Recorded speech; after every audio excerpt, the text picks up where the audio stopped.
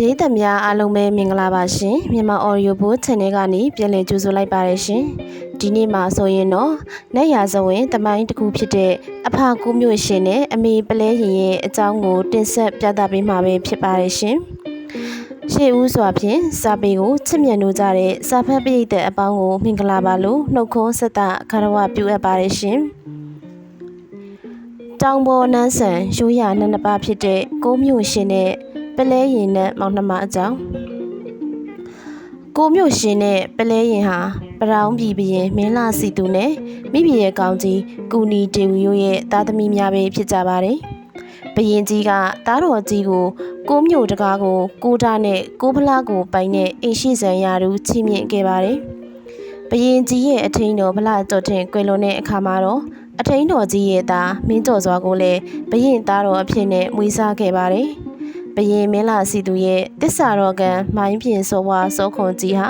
ကျိုင်းတောင်းစောဝါရဲ့တိုက်ခိုက်ခြင်းကိုခံရတာကြောင့်အင်အားမမျှတာကြောင့်ဘရင်မင်းလာစီသူထံမှာချင်းမြန်တော်နဲ့စစ်ကူတောင်းခံတဲ့အခါမှာတော့ဘရင်မင်းလာစီသူက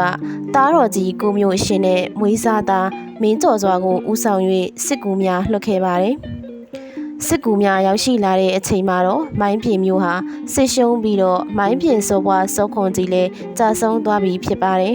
။ကိုမျိုးရှင်နဲ့မင်းကျော်စွာဟာရှမ်းသူများကိုအနိုင်တိုက်ခတ်ခဲ့ပြီးမိုင်းပြင်စောပွားအသက်အားရွေးချယ်တင်မြှောက်ခဲ့ပြီးတော့ကြာဆုံးသွားတဲ့စောခွန်ကြီးရဲ့သားနှစ်ပါးကိုတော့မွေးစားရန်ခေါ်ယူခဲ့ကြပါတယ်။ပရောင်းပြည်ကိုရောက်တဲ့အခါတော့ဘရင်ကြီးထံမှာခွန်ချိုခွန်သားရှမ်းညီနောင်အားမင်းကျော်စွာမှမွေးစားခွင့်တောင်းခဲ့ပါတယ်။ကိုမျိုးရှင်မှလည်းမွေးစားခွင့်ကိုတောင်းပါတယ်။အရက်သမားစက်သမားဖြစ်တဲ့မင်းကျော်စွာကိုတော့မွေးစားခွင့်ပေးရင်ရှမ်းညီနောင်လည်းအရက်သမားဖြစ်သွားမှာကိုဘရင်ကြီးကစိုးရိမ်တော်မူနေပါတယ်။ကိုမျိုးရှင်ကိုမွေးစားခွင့်ပေးရင်တော့မင်းကျော်စွာစိတ်ကွက်မီဆို၍မင်းကျော်စွာအားပခန်းမြို့ကိုအပိုင်စားပေး၍ရှမ်းညီနောင်အားမွေးစားခွင့်ကိုတော့ကိုမျိုးရှင်ရဲ့ညီမတော်ပလဲရင်အားပေးခဲ့ပါတယ်။ထိုအခါမှာတော့မင်းကျော်စွာဟာဘရင်ကြီးကိုရန်ညှိုးထားပါတော့တယ်။ခွန်ချိုခွန်သားအရွယ်ရောက်လာတဲ့အခါတော့မင်းကျော်စွာကဘရင်ကြီးကိုခွန်ချိုခွန်သားမင်းနှစ်ပါးအားရှမ်းပြည်နယ်မှာပုံကံမှုတွေပပျောက်ရန်3 နှစ်ခန့်အုပ်ချုပ်ခိုင်းတင်ကြောင်းလျှောက်ထားခဲ့ပါတယ်။ဘရင်ကြီးရဲ့ခွင့်ပြုတော်မူ၍ရှမ်းညီနောင်လည်းရှမ်းပြည်သို့တွားရောက်ရပါတယ်။တညသောအခါမှာတော့မင်းကျော်စွာဟာသူ့ရဲ့ပတ်တော်သားတွေနဲ့နန်းတော်ကိုတိုက်ခတ်၍ဘရင်ကြီးနဲ့ကူနီဒေဝီကိုလှုပ်ကြံတပ်ဖြတ်ခဲ့ပါတယ်။အဲ့ဒီအခါမှာတော့ကိုမျိုးရှင်မင်းသားဟာနှမတော်ပလဲရင်ကိုထမ်း၍မိတ်ဆွေဖြစ်သူ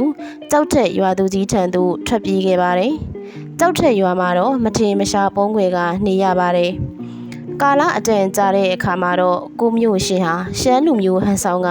တိုင်းပြည်အခြေအနေကိုစုံစမ်းဖို့ထွက်ခွာခဲ့ပါတယ်။မင်းကျော်စွာရဲ့လှည့်ပြားပြီးတော့တစ္ဆာရည်တိုက်တာကိုတောက်မိခဲ့ကြတယ်။ခွန်ချိုခွန်သားကတော့မင်းကျော်စွာရဲ့စီခိုင်းချက်အရကိုမျိုးရှင်ရဲ့ခေါင်းကိုဖြတ်၍တက်ရန်ကိုမျိုးရှင်ကိုလိုက်ရှာနေကြပါတယ်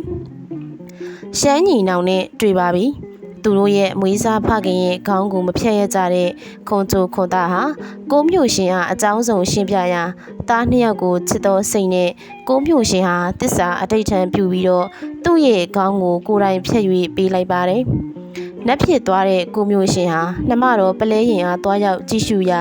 မောင်တသက်နှမတသက်အိမ်နောက်မပြုတ်ပါလို့ဂရီကိုဖောက်ပြ၍ရွာတကြီးရဲ့သားမောင်လက်နဲ့အိမ်နောက်ကျတဲ့တဲတဲကလေးဟူသောသမီးတစ်ယောက်ပါမွေးထားတာကိုတွေ့ရတဲ့အခါမှာတော့စိတ်ကြီးကြိုက်ပြီးတော့ဂရီဖြစ်တဲ့နှမတော်ကိုလက်ပြနှုတ်ပြီးနှက်ဘဝသို့ခေါ်ဆောင်ခဲ့ပါတယ်။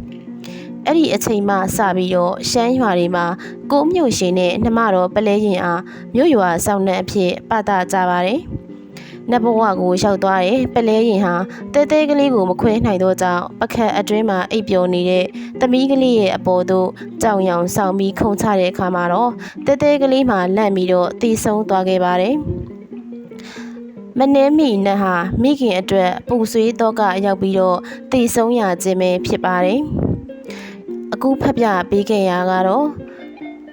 အဖကိုမျိုးရှင်နဲ့အမေပလဲရင်ရဲ့အကြောင်းကိုတင်ဆက်ပြသပေးခဲ့တာပဲဖြစ်ပါတယ်ရှင်။နောက်ထပ်လည်းစိတ်ဝင်စားစရာကောင်းတဲ့နှစ်သမိုင်းရာဇဝင်တွေကိုထပ်မံဖတ်ပြပေးဦးမှာမို့နာတော်တာဆင်အားပေးကြပါအောင်ရှင်။အားပေးကြတဲ့အားပေးသူတယောက်တဦးချင်းစီတိုင်းကိုလည်းကျေးဇူးအထူးတင်ရှိပါတယ်ရှင်။